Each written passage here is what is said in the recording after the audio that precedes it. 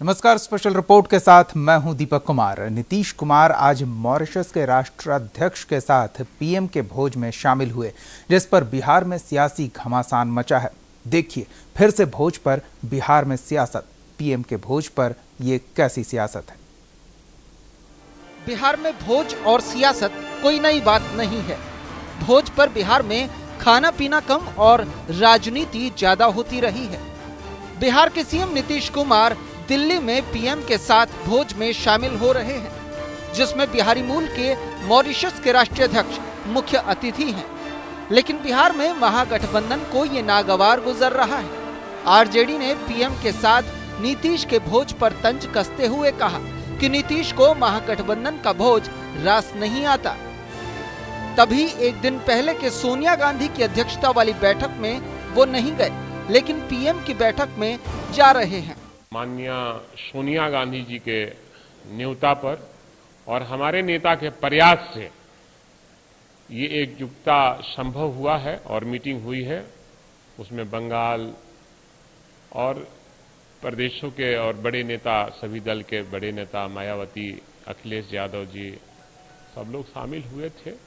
उसमें जदयू के तरफ से माननीय शरद यादव जी भी शामिल हुए हैं।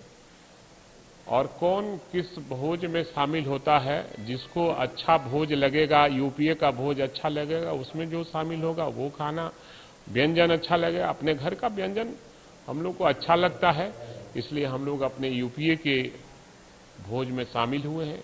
वहीं आरजेडी के तंज पर जेडीयू ने कुछ भी बोलने से पहले कहा कि थोड़ा पढ़कर आरजेडी के लोग बोलें। जेडीयू की माने तो ये मुलाकात महज अंतर्राष्ट्रीय प्रोटोकॉल के तहत है। विदेशी प्रोटोकॉल को जिनकी जानकारी नहीं, उनके द्वारा ये सवाल खड़ा किया जा रहा है।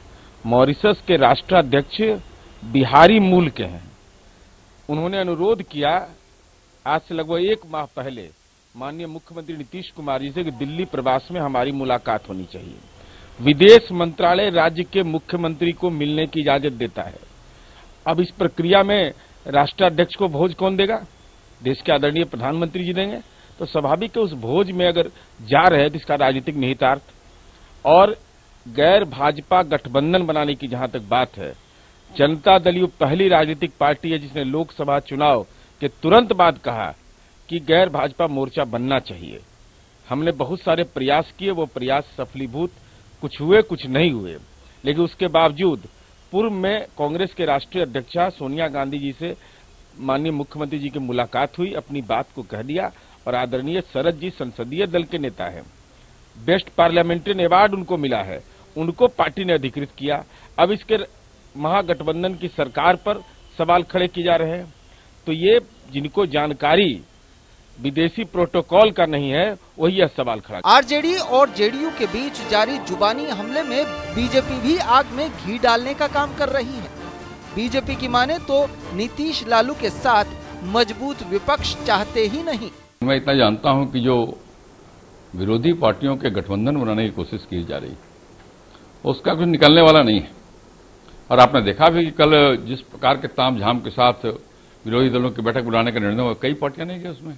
आप नहीं, पार्टी नहीं गई, नवीन पटनायक की पार्टी नहीं गई, नीतीश कुमार खुद नहीं गए, तो इनकी तो हवा निकल गई। ये अपने समर्थकों का उत्साह बनाए रखने के लिए इस प्रकार के गठबंधन केवल बात करते हैं, लोग इनके साथ अब नहीं। जाहिर है भोज पर सियासत जारी है। अब खाने के साथ सीएम और पीएम के रिश्ते में गर्माहट आती है या दोनों को साथ देखकर विपक्ष का पारा चढ़ता है, ये देखने वाली बात होगी। पटना से रोहित कुमार की रिपोर्ट, न्यूज़ इंडिया। हमारे संवाददाता रोहित हमारे साथ फोन लाइन पे जुड़े हुए हैं। रोहित, प्रधानमंत्री के दिए गए भोज में शामिल होने के लिए मुख्यमंत्री नीतीश कुमार पहुंचे और जब बाहर आए तो उन्होंने कहा कि ये एक राज्य के मुख्यमंत्री और एक देश के प्रधानमंत्री के बीच की मुलाकात थी, इसमें सियासी मायने न तलाशे जाएं। लेकिन इतना कहने के बावजूद और स्पष्ट तौर पर कहने के बावजूद क्या इसका कोई दूसरा अर्थ नहीं लगाया जाएगा? दीपक, देखिए आज बिल्कुल नीतीश कुमार ये कह सकते हैं कि हर बार प्रेशर पॉलिटिक्स में पहला कदम चलते हैं बिहार के अंदर में, खास करके जब आरजेडी अभी बैकफुट पर है कई आरोपों के बीच में, हालांकि बचाव भी करते हैं। ये कहते हैं कि लालू यादव पर जो आरोप लगे हैं वो सिर्फ आरोप प्रत्यारोप की बात है, तथ्य आएगा तो विचार करेंगे। यानी कि दोनों कह सकते हैं कि दोनों स्थितियों में नीतीश कुमार खुद को एक तरीके से तैयार रखना चाहते हैं। यानी कि जब आरोप लगेंगे तो उनके लिए विकल्प दूसरे भी हैं, और फिलहाल के लिए आपके अलावा मैं दूसरा कोई विकल्प नहीं है, तो ये भी समझाने की पूरी कोशिश होती है। देखिए, बिहार के अंदर में कई बार जब विपक्ष को नीतीश कुमार की जरूरत महसूस हुई है, चाहे नोटबंदी की बात हो, सर्जिकल स्ट्राइक की बात हो, या फिर देश में कई महत्वपूर्ण फैसले जो प्रधानमंत्री मोदी ने लिए हों, उन फैसलों के खिलाफ में आवाज बुलंद करने की बात हो, कहीं ना कहीं नीतीश कुमार ने एक अलग स्टैंड रखा, एक अलग लाइन खींचने की कोशिश की है इन तमाम मामलों को लेकर के। रोहित, लेकिन भले ही नीतीश कुमार महागठबंधन की एकता को लेकर निश्चिंत हो, लेकिन आरजेडी नेताओं को नीतीश कुमार की मोदी से नजदीकी या फिर बीजेपी के किसी भी कार्यक्रम से नजदीकी रास नहीं आती है। बिल्कुल दीपक, रात नहीं आती, और शायद यही वजह है कि मिर्ची कह सकते हैं लग जाती है कि जब भी नीतीश कुमार किसी बीजेपी के नेता या प्रधानमंत्री से मिलने के लिए बात करने की कोशिश करते हैं तो इन लोगों को संदेह पैदा हो जाता है। हालांकि आरजेडी सुप्रीमो लालू यादव की बात करें, डिप्टी सीएम तेजस्वी की बात करें, तो ये लोग बड़े आश्वस्त हैं कि जो बिहार में महागठबंधन है वो काफी इंटैक्ट है, उसमें कोई दिक्कत नहीं है। लेकिन कहीं ना कहीं जो विधायक हैं जिन्होंने बिहार में इस बदलाव को देखा है कि किस तरीके से नीतीश कुमार बीजेपी का अचानक से साथ छोड़ करके अलग चले आए, फिर आरजेडी के साथ हुए, तो लोगों को ये पता है कि क्योंकि राजनीति संभावनाओं का खेल है दीपक, कभी भी स्थितियां किसी के अनुकूल या प्रतिकूल हो सकती है। जाहिर तौर पर इसको लेकर के जो आरजेडी के नेता हैं, क्योंकि उनको ये पता है कि नीतीश कुमार अगर इस वक्त फिलहाल साथ छोड़ देंगे तो उनके पास बहुत कुछ नहीं होगा। शायद यही वजह है कि उस कह सकते हैं गुस्से में इस तरह के बयान सामने आते हैं।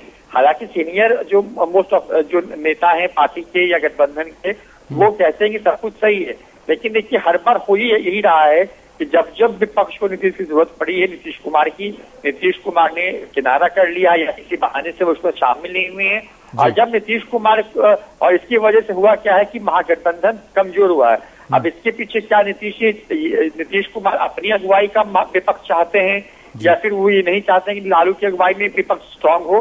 बहुत तरह के सवाल हैं दीपक, क्योंकि अभी तो बस शुरुआत हुई है। जब राष्ट्रपति के चुनाव की तारीख नजदीक आएगी, जब बिहार में बड़ी रैली जिसकी अगुवाई लालू यादव करने वाले हैं, उस रैली की तरफ जब बात आगे बढ़ेगी तो स्थितियां थोड़ी और कह सकते हैं बदल सकती हैं।